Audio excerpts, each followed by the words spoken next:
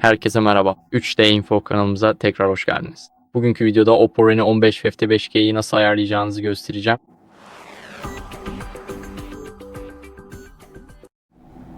Öncelikle yapmanız gereken şey ayarlara gitmek.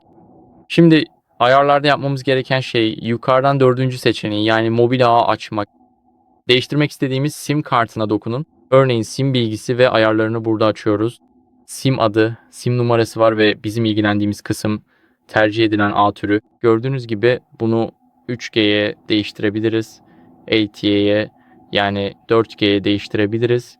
Ve bizi ilgilendiren ise 5G. Gördüğünüz gibi şu anda 5G olarak ayarlı.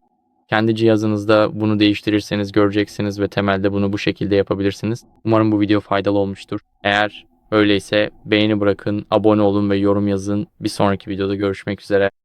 Hoşça kalın.